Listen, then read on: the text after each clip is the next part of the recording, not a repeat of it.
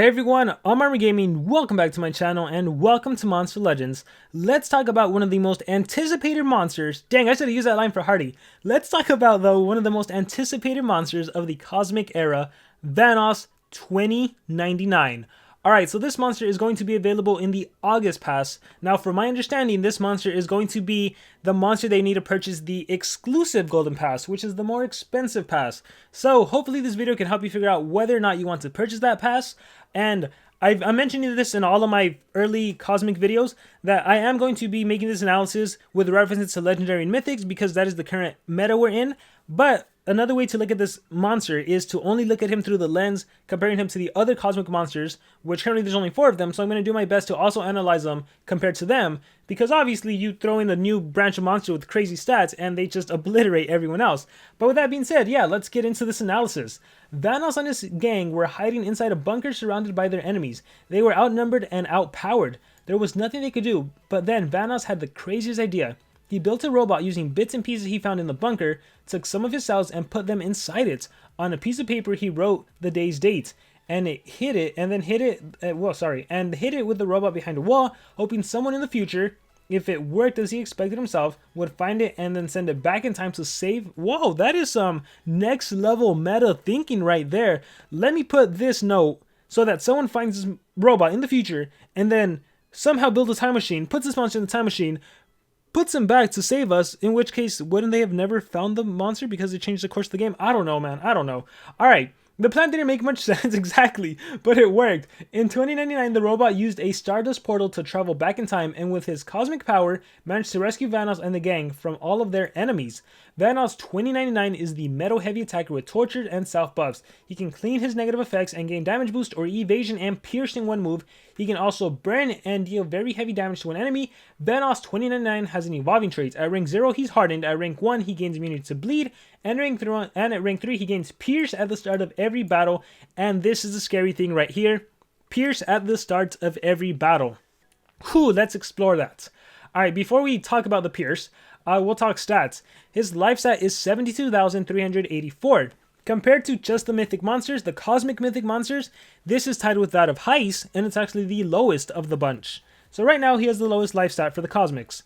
His power is 7,656, which is the second highest stat for the cosmics. The lowest belongs to Ignis, and the strongest monster, the highest power, belongs to Hardy with 7744. And then his speed stat is 5841, which makes him the second fastest mythic monster. Cosmic mythic monster. Sorry, I gotta get used to just saying cosmic. I'm gonna get used to saying cosmic. It makes him the second fastest cosmic. So, okay, he has average stats, I would say, compared to the other cosmics. Obviously, compared to mythics, just for reference, Blaz is the fastest mythic monster with 4895.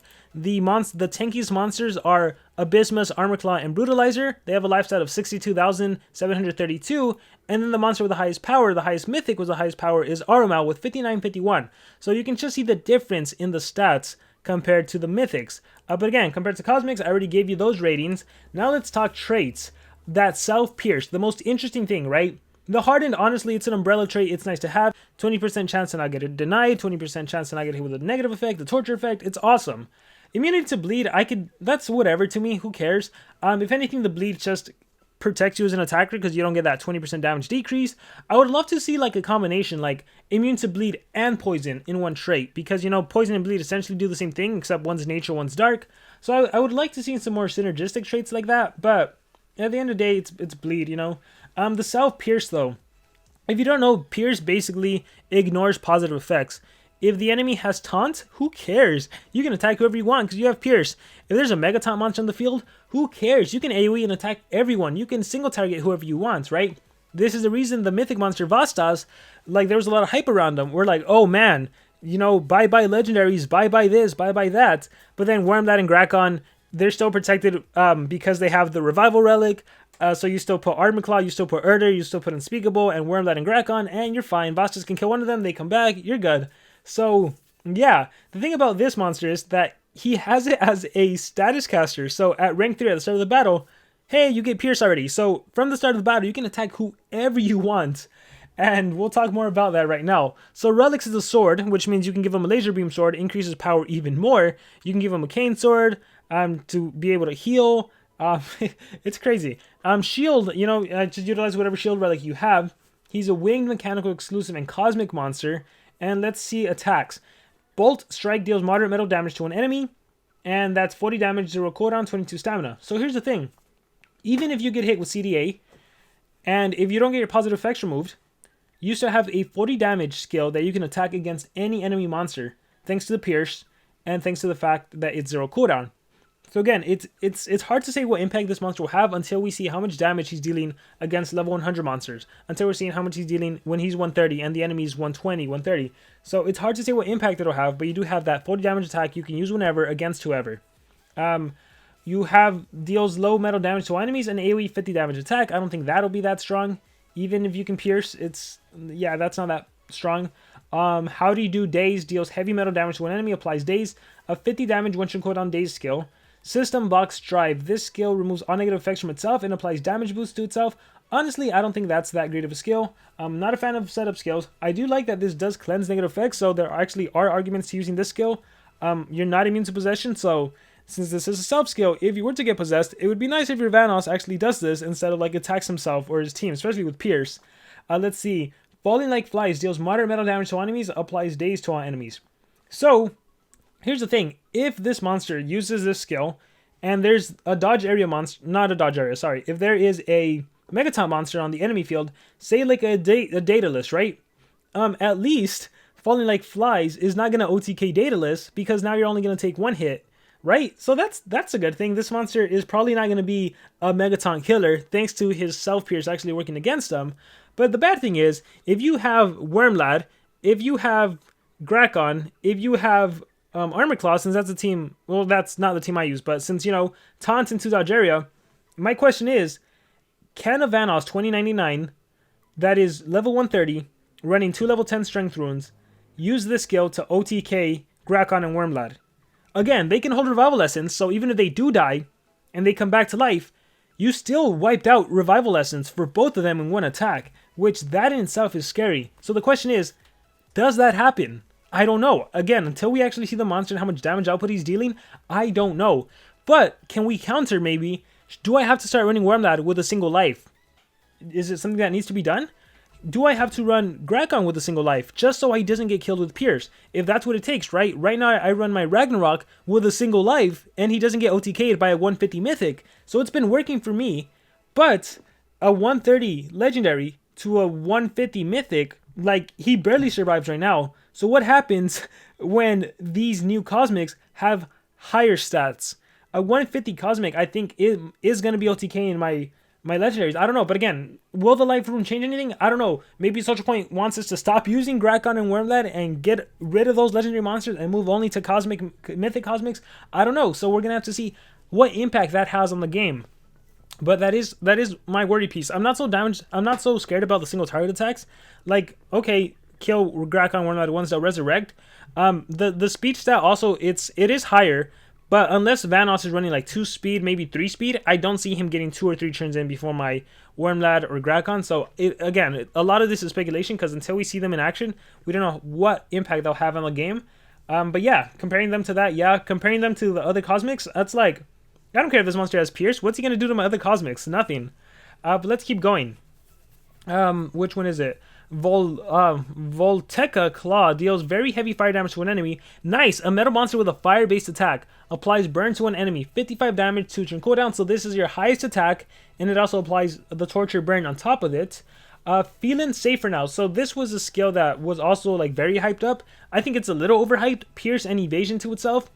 Again, not a fan of setup skills. The problem with setup skills is positive effect removal. It can easily be removed. If this would have also applied a positive effect protection on top of it, that would have been awesome.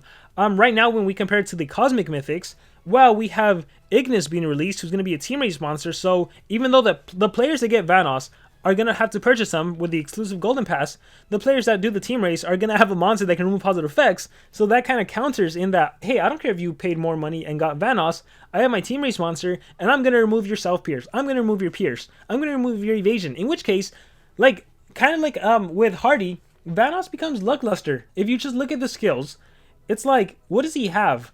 A 50 damage one-turn cooldown metal attack, a self-cleansing skill, a moderate AoE, a heavy fire-based attack, like, what does he have? If you take Pierce out of the equation, he's very lackluster. So, again, 100%, he's going to have an impact killing legendaries. I'm pretty sure he's going to be OTKing certain legendaries if they're not running life runes. Mythics, I don't see this monster OTKing Mythics. If you take a 150 versus a 150, he's not going to be OTKing, even if he's running like 2 strength.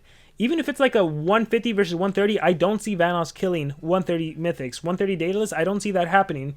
But again, we'll have to see once he's actually out. On the last skill, Crash Intruder deals moderate metal damage. Oh, so here's even a better one. 35 damage AoE, so even stronger than falling like flies. And it also removes positive effects from itself. Oh, so okay, so I guess Social Point kind of did that balance, though you remove your self-pierce if you want to start the game off with Crash Intruder. So if you are able to OTK Wormlad and Grakon with that first Crash Intruder attack, hey, well now it's gone, right? Now you lose your pierce. So if you want to pierce again, you're going to have to get rid of it. So I don't know. I'm not a big fan of him. Probably the worst thing I hate is that he's behind like a massive paywall. But that said, just comparing him to the monster, I don't know how much of an impact he'll have. I don't know. So again, I'm super optimistic. So we'll have to wait and see. There does seem to be this theme of just resetting it to where the new cosmic monsters is the only thing that gets used. So we'll see if that is the case. You can kind of see it by the stats. Like you would never use an Abodas or a Vada Magma anymore. Not that you ever did when it was just legendaries. But yeah, it's going to be interesting to see. I mean, in terms of actually setting up this monster, Laser Beam Sword if you have it, or Cane Sword, and then shields, ultimately whatever you have, right? Give him more protection if you need it. In terms of the runes for him, 2 strength and a speed, 2 strength and a team speed. I think realistically you want to go speed. I think at the early start of the game, the early meta, you can even get away with 1 strength and 2 speed. It's just really going to depend on how much damage he can do against current mythics, and yeah, against like the legendaries. I don't know if I'll completely see Grakon and a taunt monster falling out. I think now that we have these attackers, right now a lot of the cosmic monsters are really attacker focused. I think there's a lot of arguments to run Erder with a Grakon and some other ally, maybe a resurrection monster, a Miseris, a Lonrad, and then yeah, Grakon might get pierced and died. He resurrects. If somehow VANOSS is faster and kills you again, you resurrect, and then you deny like crazy with Grakon. I don't know. So we're going to have to see how this plays out. The ultimate, that's a shock, deals heavy metal damage to enemies and applies shock to enemies. In my opinion, very lackluster ultimate, especially if you lose the pierce, right? Now the enemy can't like have evasion or something. But yeah, it's just heavy metal damage. I guess you do have a high power, quote unquote high power, but overall it's just a 50 damage metal AoE, so nothing too crazy. So with that being said, guys, that is going to be it for my analysis on VANOSS2099. Again, until we actually see how these monsters do in PvP and multiplayer mode, and I guess tournament mode now, and wars, it's hard to say what impact they'll truly have. So it's going to be interesting. I want to hear your guys' thoughts. Let me know in the comments below. What do you guys think about VANOSS2099 or the other mythic monsters in the game? Cosmic mythic monsters specifically. Thank you guys very much, and remember to subscribe.